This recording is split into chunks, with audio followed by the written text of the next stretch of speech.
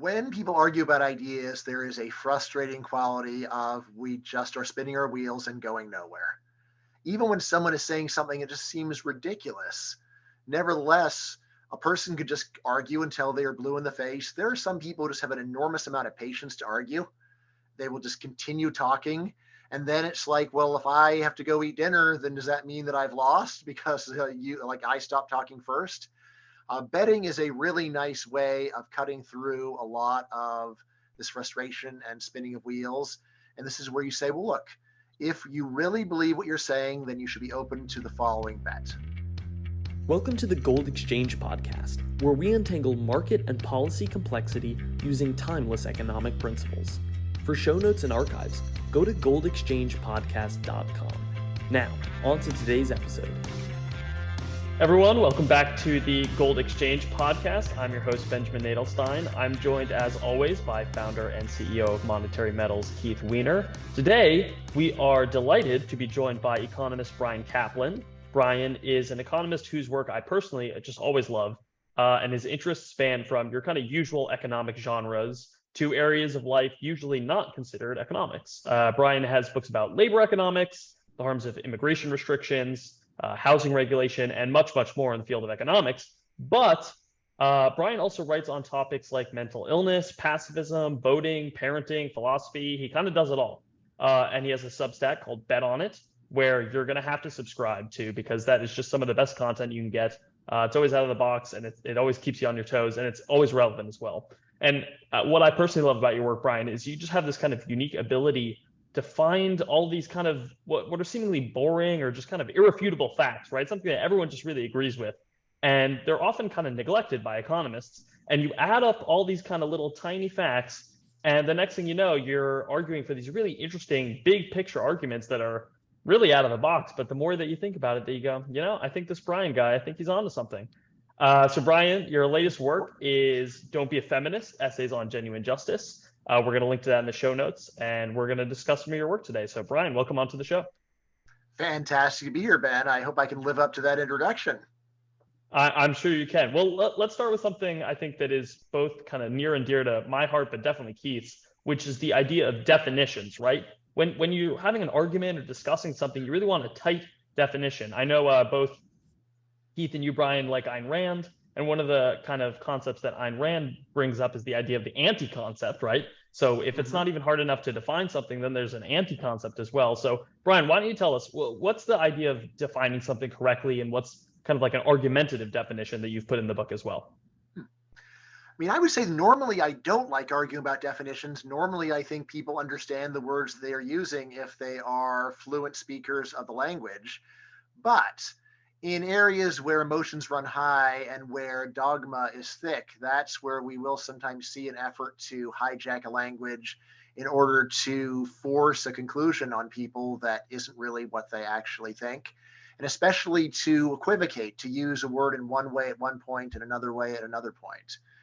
In the case of feminism, I think this is such a hijacked definition, where if you go to dictionaries, they will just say feminism is the view that men and women should be treated equally, politically, economically, socially. Sounds good, except there's one big problem, which is when you look at public opinion surveys where they actually ask people, are you a feminist or not? Do you think that men and women should be treated equally, politically, economically, socially? You discover, first of all, yes, feminists believe that men and women should be treated equally. Second of all, you see that almost all non-feminists believe exactly the same thing, which means this is a terrible definition. It's like saying feminism is the theory that the sky is blue. Well, yeah, I guess they believe in the blueness of the sky. So does everybody else. Doesn't really distinguish what it is that you are about. And that's why, to get this essay started, I propose a different definition I think actually describes real usage, which is that feminism is the view that our society generally treats men more fairly than women. And then when you put it this way, first of all, you can say, well, almost all feminists would say, yes, well, of course, we're treating men more fairly than women.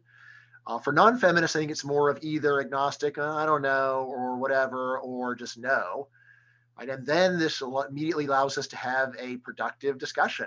Is it really true that our society treats men more fairly than women? Why would someone think that? Why would someone think the opposite? What's the evidence? And that's what I do in the title essay of Don't Be a Feminist. The title essay is called Don't Be a Feminist, A Letter to My Daughter. And essentially it is 30 pages where I just tried to imagine talking to my daughter, who's still too young to actually have the conversation. But I said, I want it to be ready for you, daughter, the day that you ask, what's this deal with feminism? And I can say, yeah, glad you asked that question. I wrote a book just for you to resolve this issue. Yeah, I wish my parents had written me a personal book, but I guess we'll just have to wait. We all can't be as lucky. Well, actually, let's talk about parenting for a quick second. Bryan, you also wrote a book about parenting. Why don't you tell us about that a little bit? Yeah, the book that I wrote is called Selfish Reasons to Have More Kids: Why Being a Great Parent is Less Work and More Fun Than You Think. This is a book where I did get interested in writing it once my first two sons were born. They're identical twins. I was well aware of twin research before I found out I was having twins, but definitely having twins of my own made me hyper aware of the meaning of the research and its relevance to understanding not just twins themselves, but understanding why human beings turn out the way that they do. Obviously, people have been arguing about nature versus nurture for thousands of years, making near zero progress because, like, well, I think that it's nature. Well, I think that it's nurture. Okay. But around 1960, some actual researchers said there's a fundamental problem with resolving this question studying normal families, because in a normal family, we combine the same level of genetic relatedness of 50% with growing up in a shared household. And so we can't disentangle nature versus nurture. But they said, why don't we go and study abnormal families in order to finally get some variation, which will allow us to understand what's really going on. They said, why don't we go and study kids that are adopted and compare them to biological children of the parents that raised them? Why don't we go and compare identical twins who share all their genes to fraternal twins who only share half of their genes? Using these methods, they were able to finally get real answers to questions that had boggled the human imagination for thousands of years, honestly. What I did in this book is say, let's take a parent's eye view of all this research. Let's think about all the things that parents want to affect and see what the evidence is on how much they really do affect them.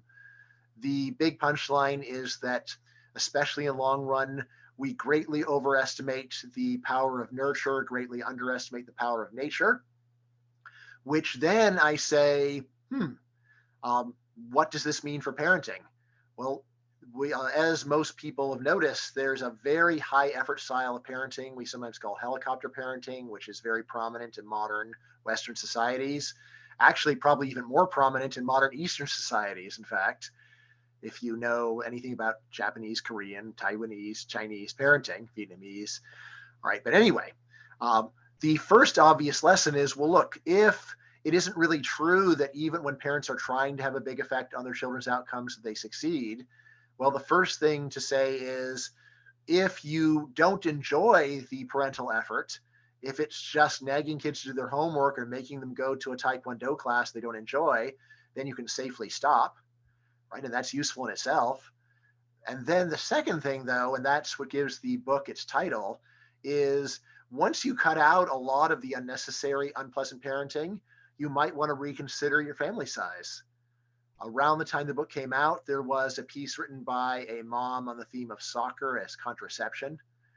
The piece came down to, we got two kids, they're both in soccer practice, it's taking up all of our time, we're thinking about a third kid, but then there'd be 3 sets of soccer practices, 3 sets of games, we're dying already.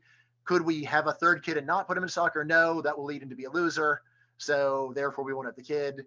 And I basically said, let's just go and reverse that conclusion and say, since it's not really true that you have to go and have all this unpleasantness in order to be a decent parent and give your kid a good future, then it makes sense to actually rethink your family size, right? And I will say, out of all my books, that is the one book that definitely has done some good in the world, because I have good evidence there are hundreds of additional human beings born because I wrote that book.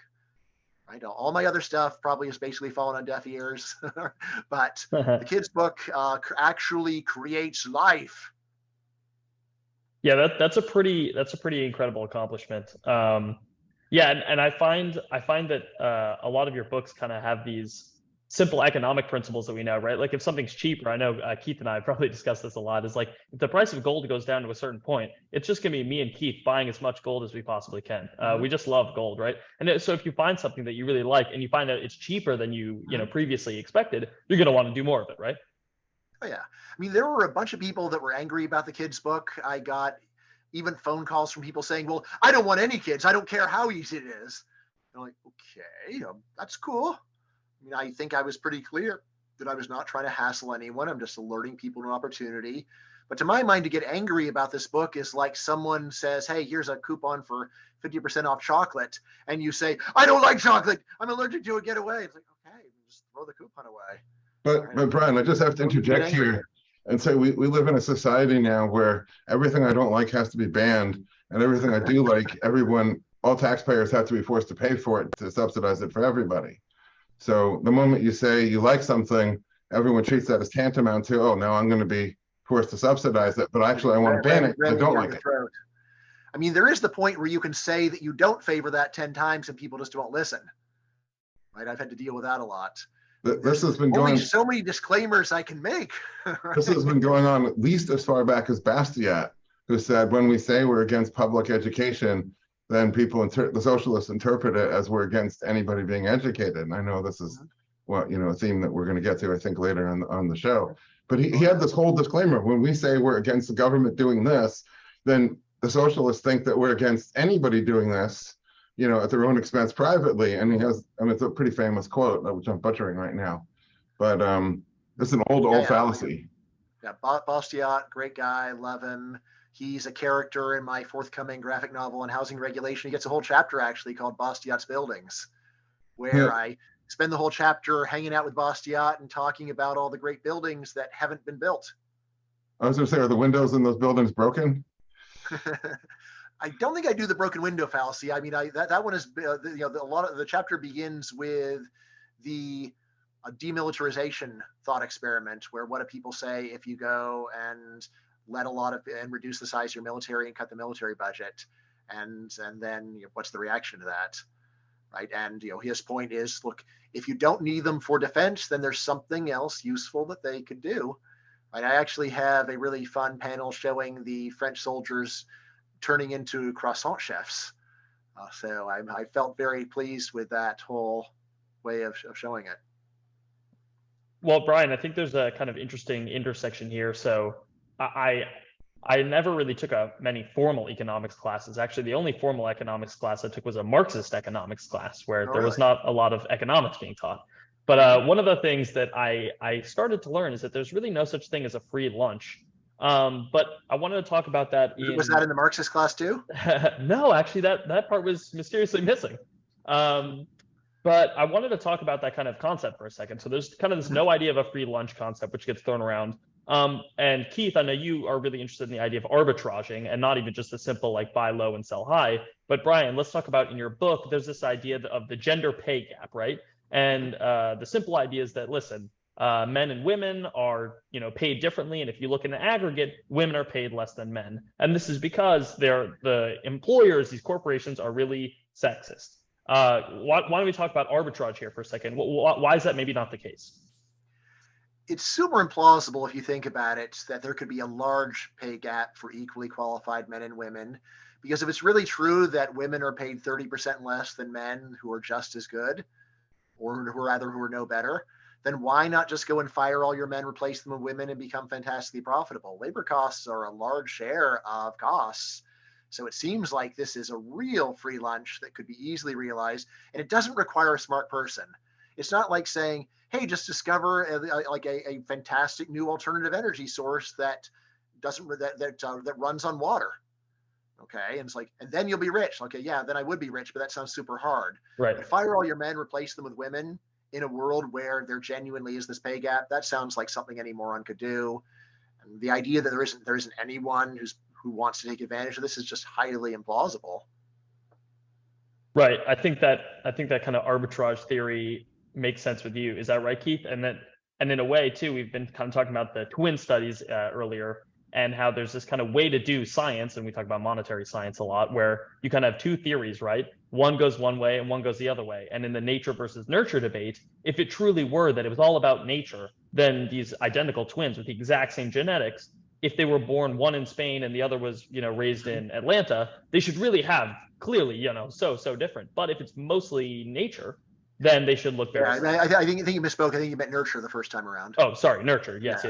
So in that kind of same way, you're doing true science using these kind of different variables. Yeah, to which I would add that suppose you're an accounting firm and you could have a sustainable 30% cost advantage on your CPA, workforce and all the other, the administrative assistants and everybody else that runs a CPA firm. Well, you could charge 30% less.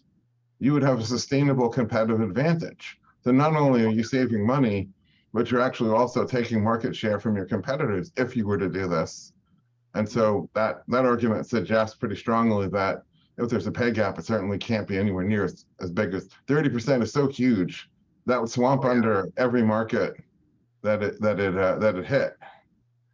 Yeah, that's exactly right. So, the general story of the pay gap is just caused by discrimination or pure unfairness is highly implausible on its face. But then there's actually been a lot of statistical research trying to explain why does the gender pay gap really exist. A lot of it, of course, comes down to differences in hours of work. Even if you have a man and woman who are both called full-time, there's full-time at 35 hours a week and there's full-time at 70 hours a week. So you've got to look at people working astronomical number of hours. You've got to look at differences in college majors. STEM pays more, whether you're a man or a woman, for pretty obvious reasons. STEM is really hard and is the basis of all of our technology and a lot of computer science. So if few women are going into STEM, then like you'd expect that they're going to be paid less for that reason. There's a great book that I reference in the essay called Why Men Earn More, which just goes through 25 different big differences between the jobs that men typically do and women typically do. Things like 90% of all workforce fatalities are male. Men are doing the more dangerous work. The idea that women don't want to go and do such risky work and that men are getting compensated because they do stick their necks out. This is one that you would barely even be aware is a fact if you're just listening to popular debates, but it's important and it's a lot of what's really going on. And by the way, what's cool about this book is that it is not written to say, men earn more because they're doing the harder jobs, Rather, it's saying, look, if you want to make more money, here are 25 strategies that you could use.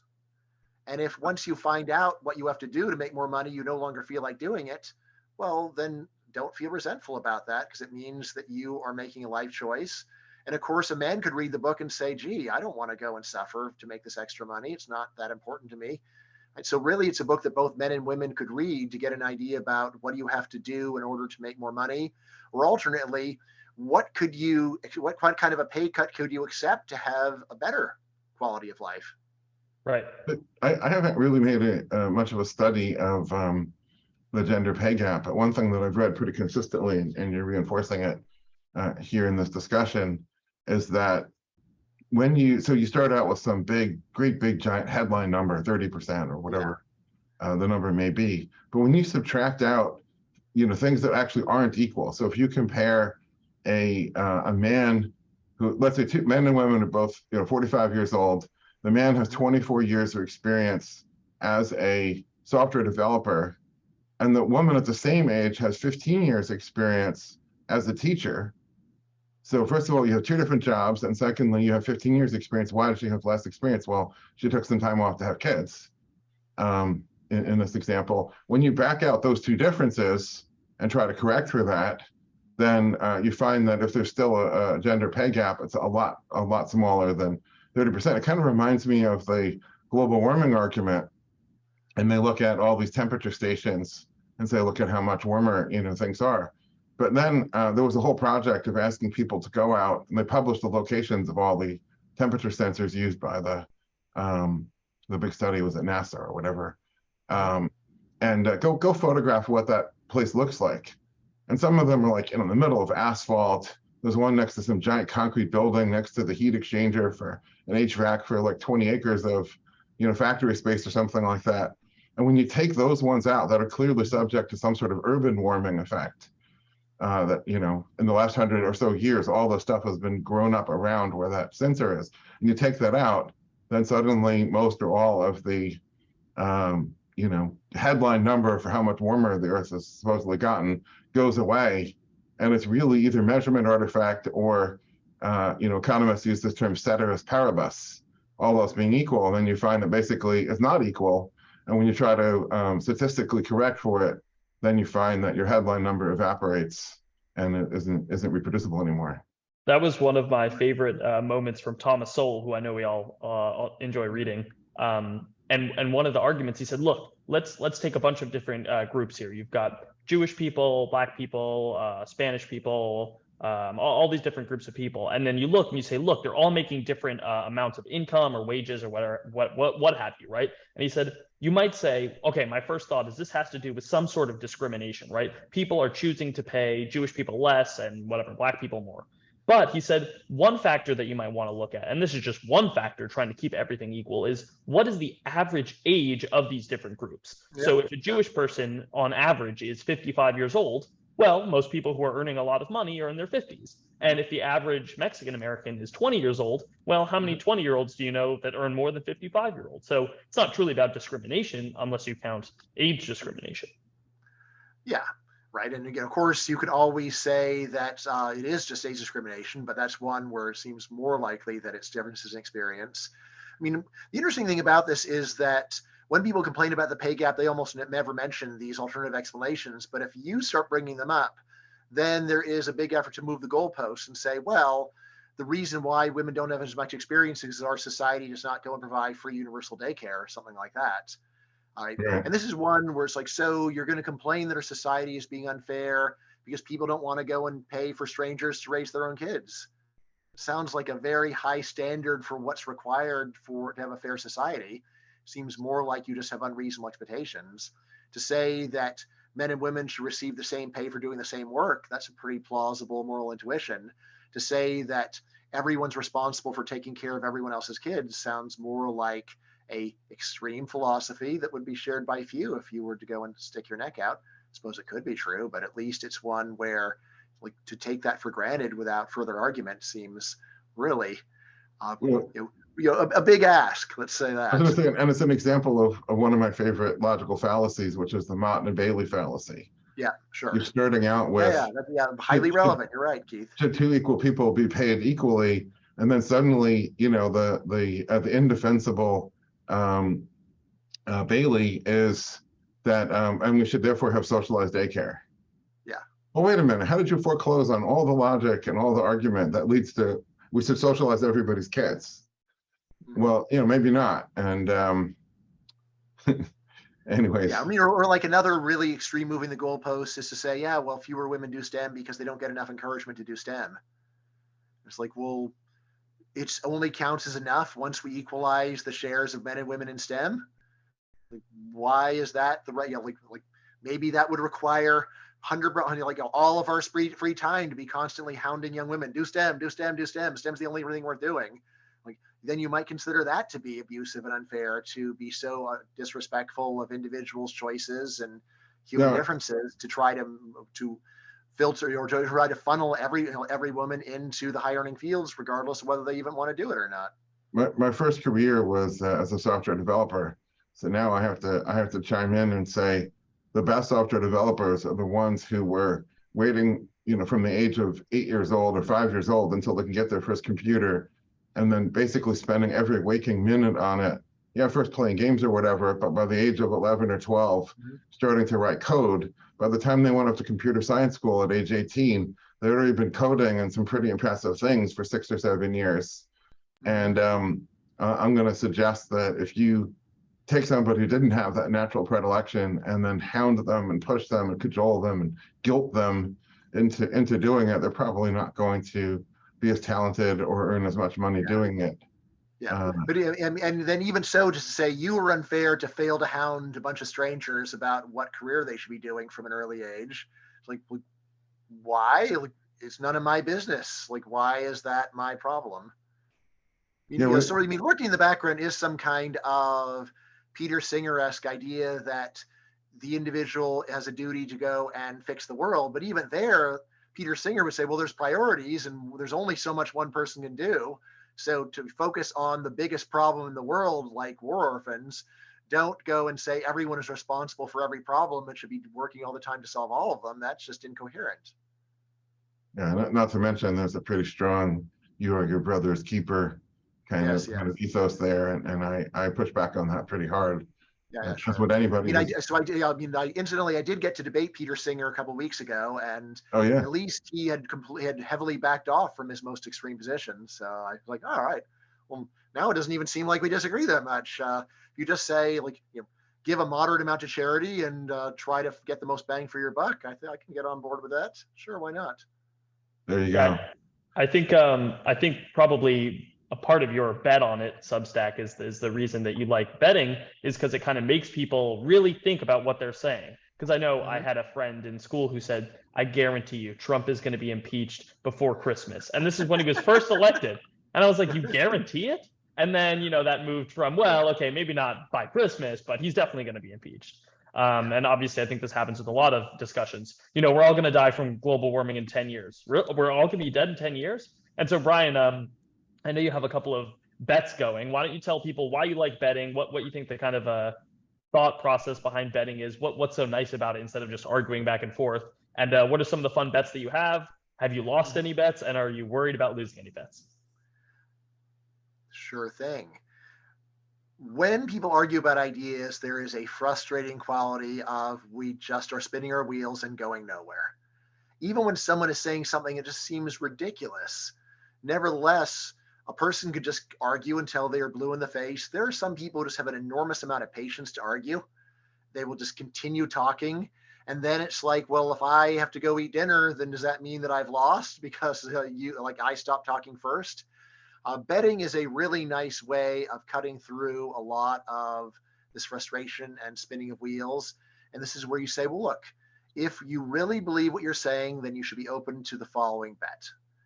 Right? Like if you really are certain that Trump is going to be impeached, you should be happy to give me 10-1 odds. So I'll put up my $100, you'll put up your 1,000 against it, and we'll just see what happens. And we can then just suspend the conversation. We've talked for a while, right? You haven't convinced me, I haven't convinced you. Why don't we go and have especially a public bet where we exactly specify what counts as winning and losing, and then we just wait and see what happens. So this is an alternative to either arguing forever or just giving up in frustration. Right? I found that it is highly effective, first of all, at just discovering, do we even really disagree? Often someone will claim to have an extreme view, and then when you ask them about a bet, they only want to bet on a very moderate claim. So it's like, so basically you were just engaged in hyperbole and I was mistaking your extreme claims for literal statements when they were poetic. So that's one thing. It's also a great way of gauging certainty, because if a person claims certainty, they should be happy to offer very favorable terms. Why? To get the person that doesn't realize that the future is actually foreseeable to sign and agree to bet with them.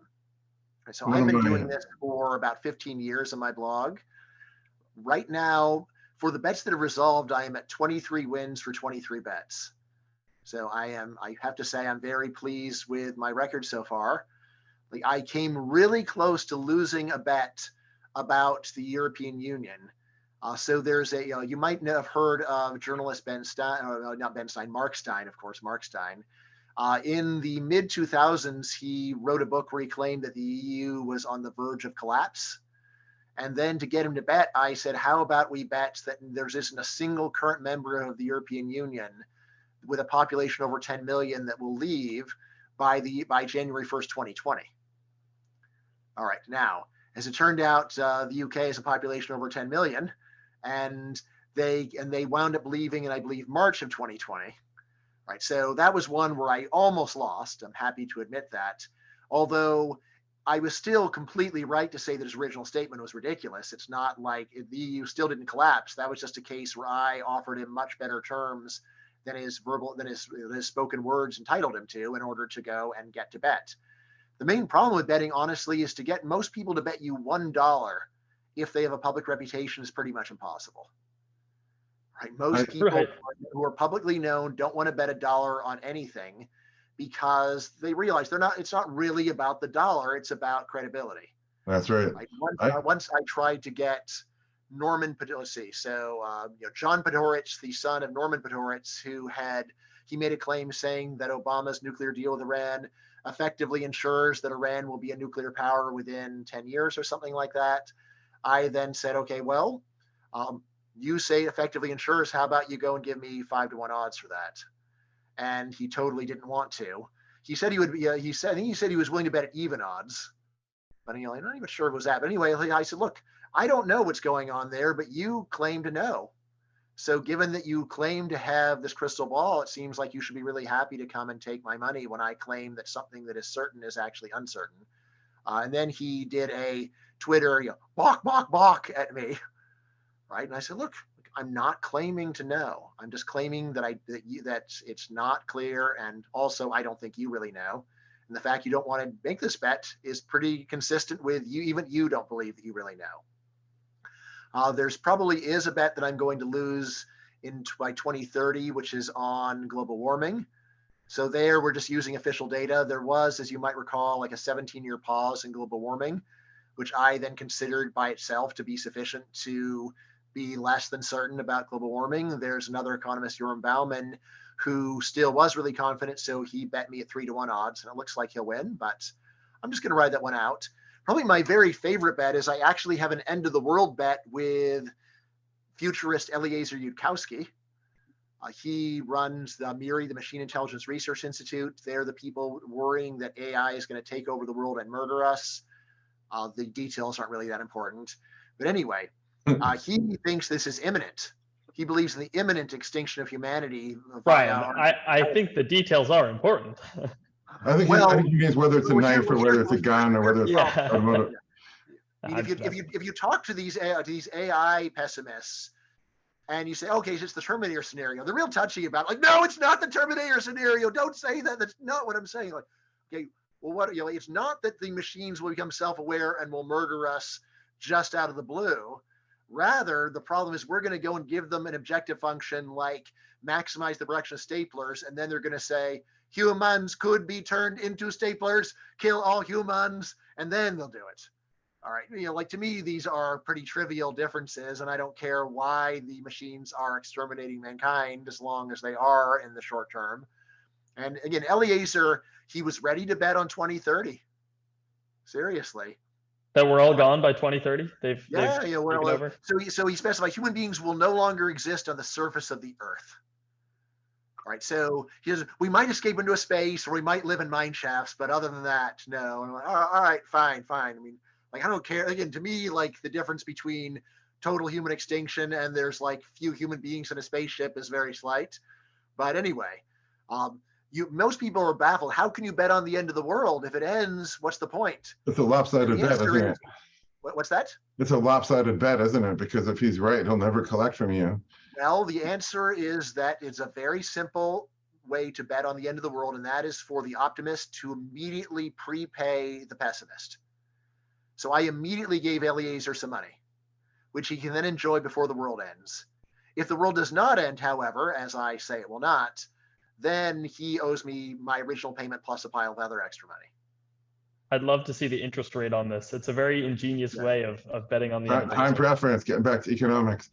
Yes, Bryan, I mean, my if you look at the favorite. bet, maybe you could just say it's tantamount to a mid-interest loan. But again, it's a mid-interest loan with reputation on the line. So that's why I took it seriously. My and to his favorite. credit, he was happy to bet. I do actually have another friend who says that woke fanatics are going to have us all in slave labor camps in the next few years. And he was not willing to take any kind of bet where I just prepaid him. And then if we were not in camps, he had to give me money back.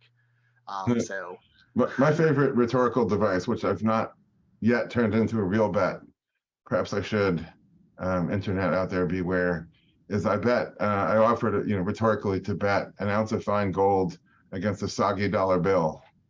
And talk about your 10 to 1. Presumably not literally, right? You're going to lose on that. Well, it depends on the proposition. So if the proposition we're all going to be slaves in woke labor camps. Okay. If we are all slaves, I'll give you an ounce of gold. But if not, then you have to give me a soggy dollar bill. Anyways, I've never actually turned that into a real bet. It's just been a rhetorical device. But I mean, that's equivalent to what, like 1,000 to 1 odds? Well, 18, what does an ounce of 18 gold go for these days? 1750 to 1. All right, yeah, all right. So yeah, in that case, I mean, look, I have gotten a few people to give me 10 to 1 bets, but I don't think I've ever gotten better than that. No, it's me offering the other person. In other words, if you're right, I'll give you the gold. Ah, okay. Oh, in that case, it's pretty good. Yes, because yes. I'm pretty confident that there's certain economic laws that just are what they are, and you know. Yes. Yeah. Well, let's go to economic laws for a second. I think this will be fun. So in I think this was your labor economics book. You wrote about a thought experiment. So okay, let's say only women had to be subjected to the minimum wage. Do we think that we expect them to be more or less employed than men? Let's start with you, Keith. What do you think? Only women are subject to the minimum wage. No, I was going to say I haven't read Bryan's book, but I have read Freakonomics, which talks about something very similar and the perverse outcome that comes of this. And what I've said about a minimum wage is that it doesn't actually force a wage up. All it does is it criminalizes any bid below that magic threshold.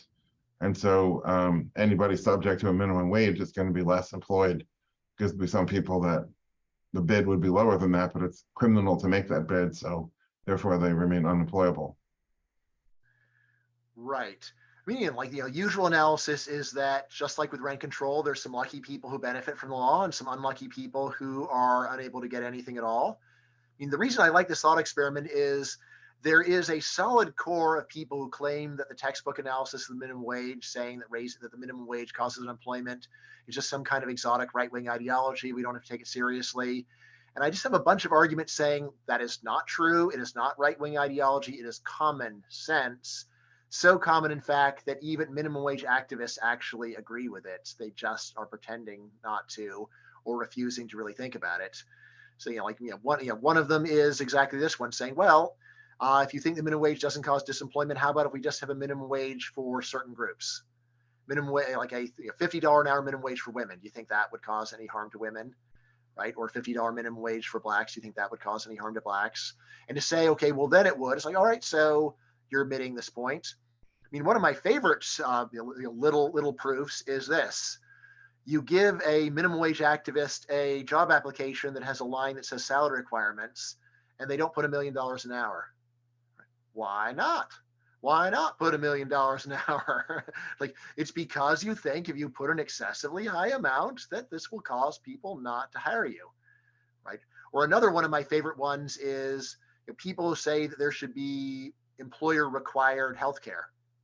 But even these people almost always put in a part-time exception. You only get the free healthcare if you work a certain number of hours per week. It's like, well, gee, you hate people who only work 5 hours a week? It's like, well, no, it's that if it's only 5 hours per week, then if you have to do free healthcare, then I think that will cause unemployment, right? But at 30 and a half hours, that's the magic amount where it doesn't cause any unemployment. Where do you come up with these numbers? It just seems like you are making them up to make a moderate concession to reality. Another one of my favorite ones is almost all minimum wage laws have a phase-in. They don't say the minimum wage is raised up to $30 today, right now. Instead, they almost always say it'll be raised by $3 in 6 months, and then it'll be raised by another $1 18 months after that. And then the question is, well, if you don't believe in disemployment effects, why wait? Why wait? Seems like you too are worried. Seems kind of like what you're worried is that if you do it immediately, it will be totally obvious that the unemployment was caused by the minimum wage and you will be discredited. Right, so I have at least tongue-in-cheek suggested, look, from now on, all minimum wages should kick in instantly. Right? If you're going to do it, it's got to be done right away. The other thing they do is they say it's totally clear what you've done and what the consequences are. They also say only for employers with larger than X number of people. Yes. And then in California, they're debating whether an independent operator of a franchise is really effectively counted as part of the corporate parent for purposes of minimum wage. All of these concessions, they're forced to make to practical reality, because that's where you get the most obvious and greatest losses of jobs. Is in small like for the self-employed. What if we get a minimum wage for the self-employed? What would that mean? It's like, hey, nobody customers want to buy your product, but it's illegal for you to have less than that. So I guess you have to shut down your business. It would mean France is what it would mean. Yeah. Where it's illegal to start that business in the first place. You should get a job.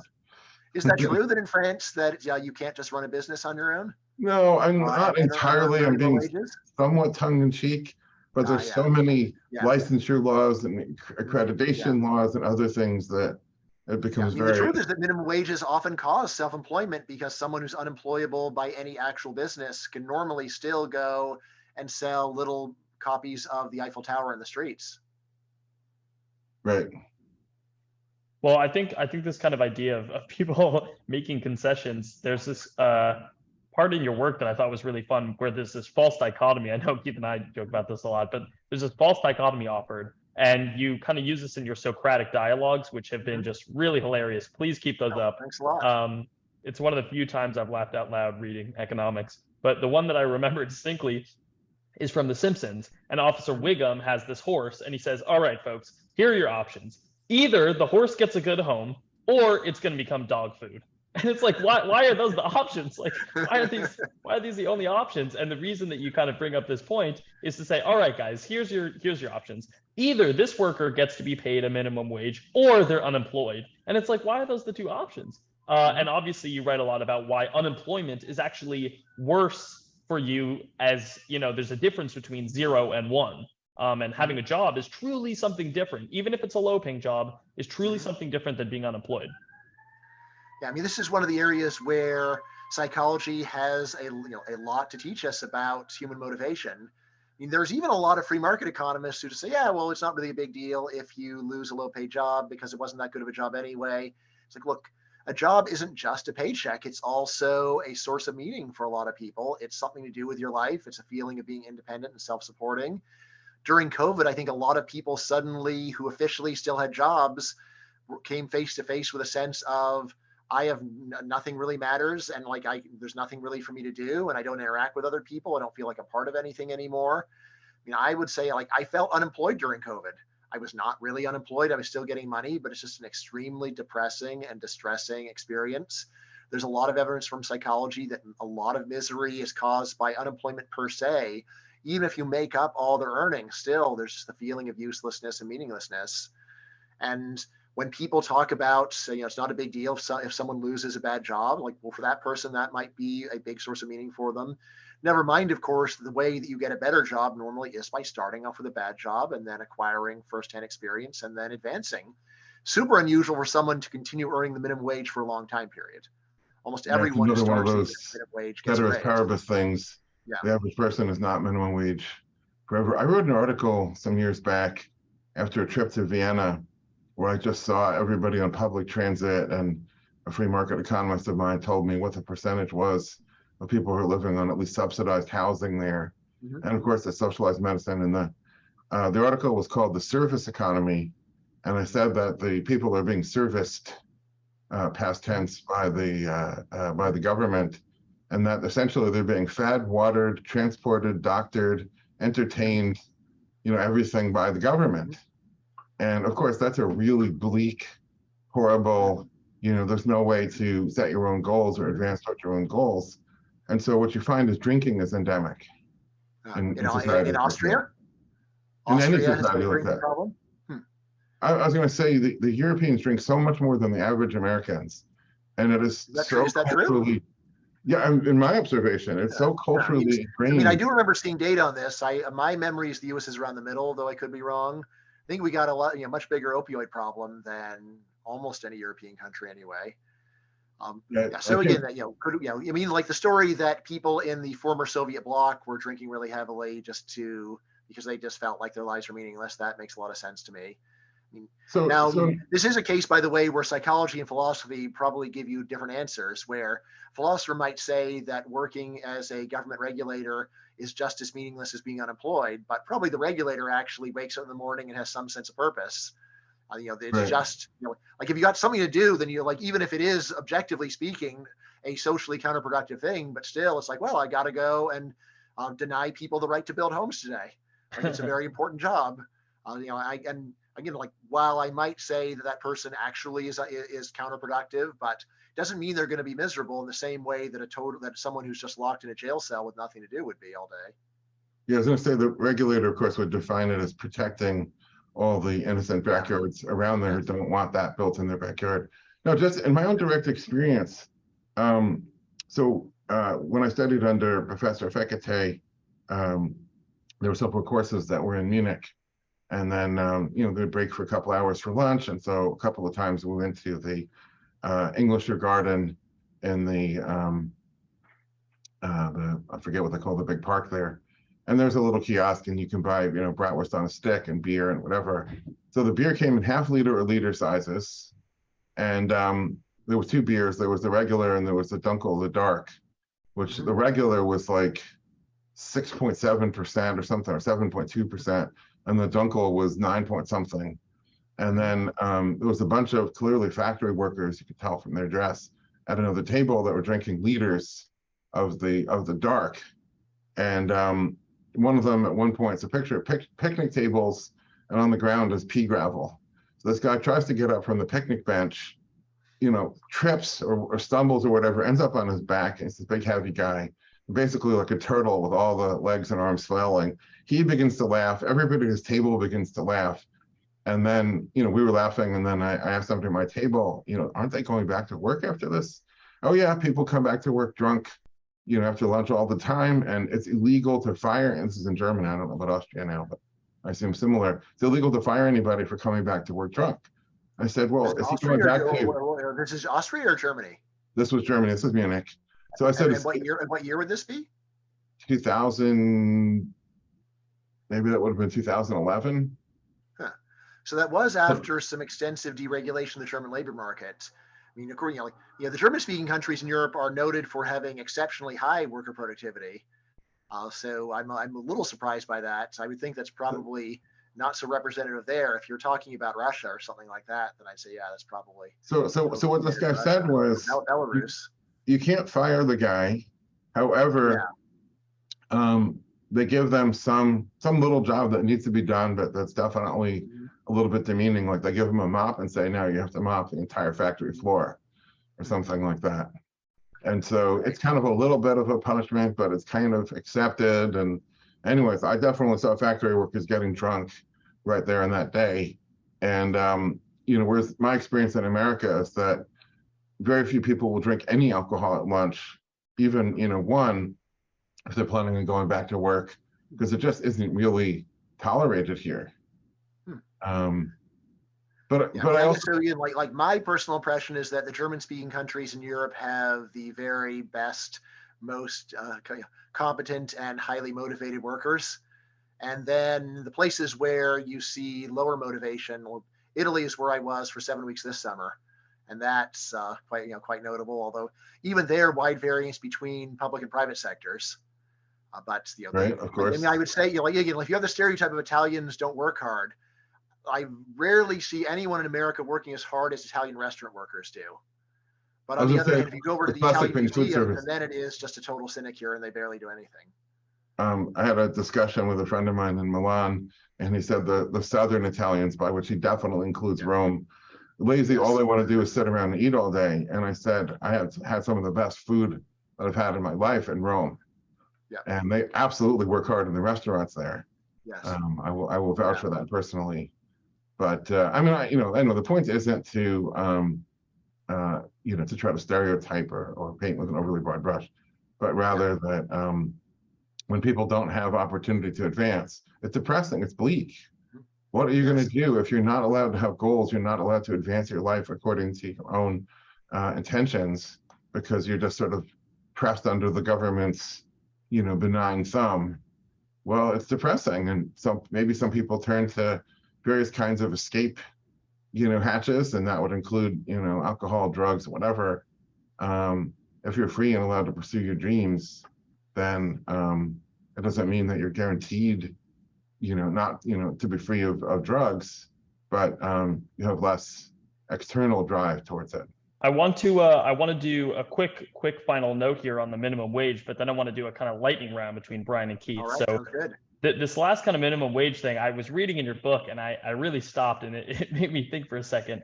You wrote, shouldn't Keynesians be against a minimum wage since it's a government-enforced rigid stop on declining nominal wages? So I had to reread it a couple times because I'm not a very smart person. But Bryan, why don't you break that down? Keynesians should be against a minimum wage. This goes against everything I know. Right. Well, of course, there's standard branch of or approach to macroeconomics called Keynesian macroeconomics. The central building block of Keynesian macroeconomics is the idea that there's nominal wage rigidity. So if there's a fall in demand for labor, rather than wages falling and full employment remaining, they predict that what happens is that wages will stay the same and there will be unemployment.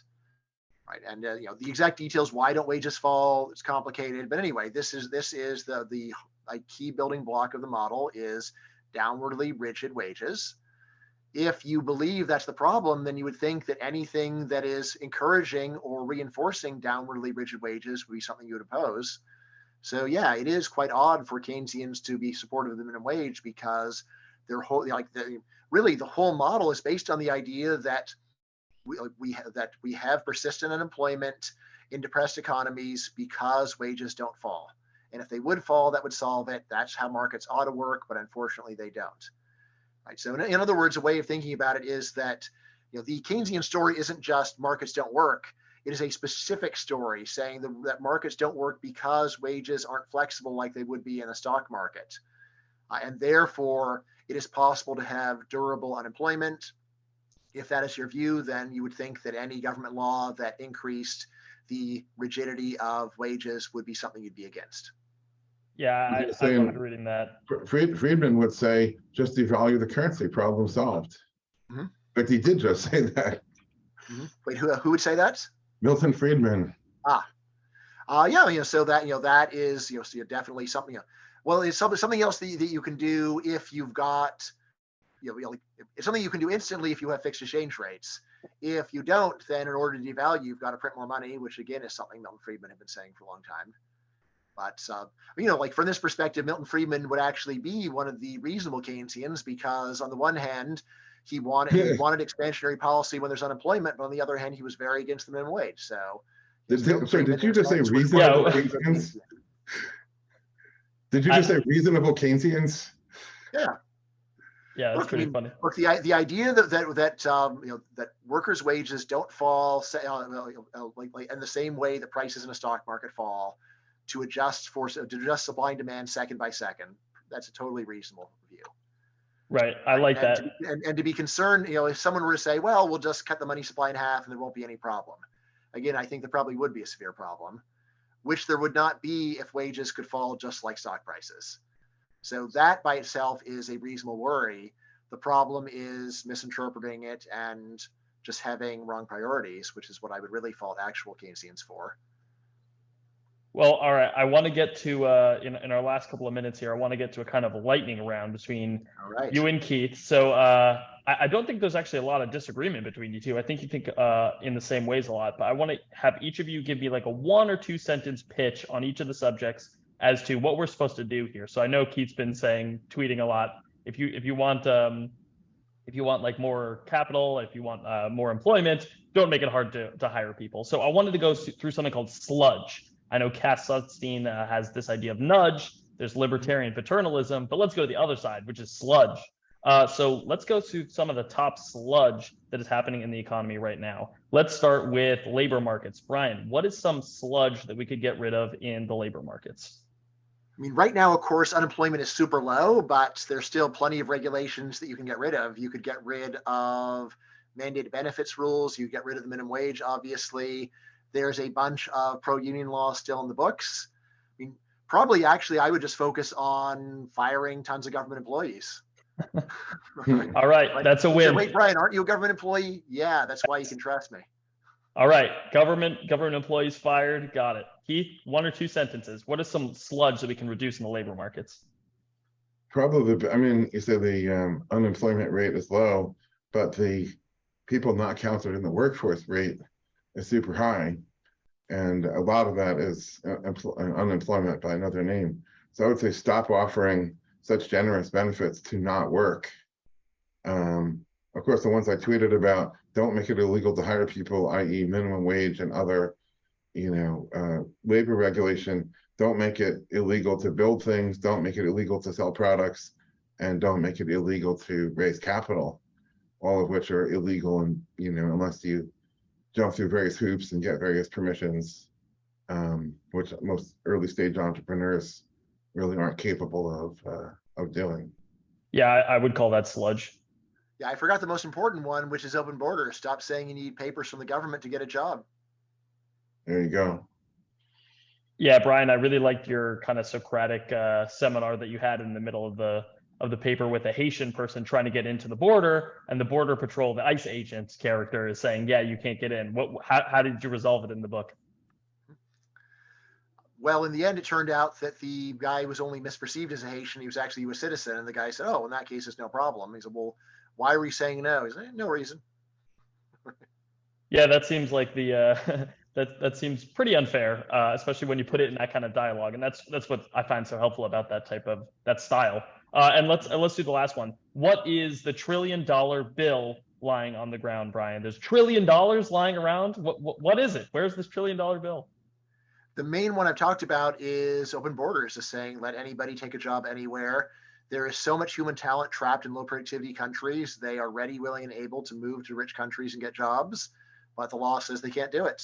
And therefore they don't, because in a sense, the law works. Immigration laws do keep out the vast majority of people that want to come in, because most can never get in legally, and illegally coming in costs too much money and it's too risky.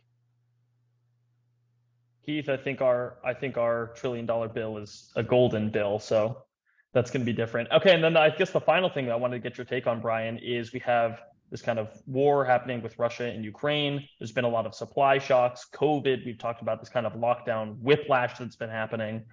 We think that a lot of this inflation that we're currently seeing is a supply shock to the system, where actual goods are becoming more scarce. Obviously, the latest news that we want you to comment on is that the Federal Reserve has decided to continue hiking rates. Now, by the time this podcast gets put out, who knows what will actually happen? Maybe we'll go back down to our falling rates. But what do you think? Do you think that the rising interest rate will cause lower prices, higher prices? It's not going to affect it. What do you think? I think that it will make prices lower than they otherwise would have been. So they are moves in a disinflationary direction.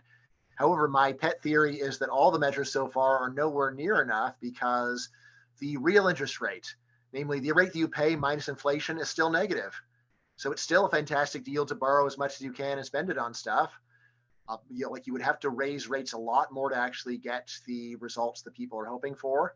And my pet theory is that the real effort, the real rate hikes are going, and the really serious disinflation is going to come in December after the election. Because I think that even Republicans at the Fed have turned very anti-Republican. Trump really alienated them. And so they're all trying to go and help the Democrats in the midterm election. And they are hoping then to have the recession happen really quickly in 2023, and then be over in time for 2024 in order to keep Republicans out of office. So this is my suspicion about their motivations. So this is an unusually specific prediction. I'm not ready to bet on it, so my confidence isn't that high. But still, I keep telling everyone, recession starts in December. Okay, well, you can keep your soggy dollar for now. I know Keith and I have a lot of thoughts on that as well. And then I want, since you guys are both kind of prolific readers, I want a final list of some books that you guys can both recommend. We'll go back and forth. Brian, I know that you recommended The Ultimate Resource 2 by Julian Simon, which is a great read. It goes back to kind of our betting, climate change, lots of things like that. So why don't you give us a list of 2 or 3 books that you would recommend other than your own, and then Keith, we'll head to you. All right. So my favorite book of philosophy is called The Problem of Political Authority by Michael Huemer. I've read tons of books of libertarian philosophy. Most are bad. They would not convince any reasonable person who didn't initially agree. Mike's book really stands out as just being so well argued and so reasonable, and just trying to meet people where they start, rather than saying, here's a whole controversial philosophy you have to accept, and then once you accept that, then my view follows. So I'm a huge fan of that one. See, right now I am in the middle of a book called Fossil Future by Alex Epstein. So that is, I read his previous book, The Moral Case for Fossil Fuels, which was very good.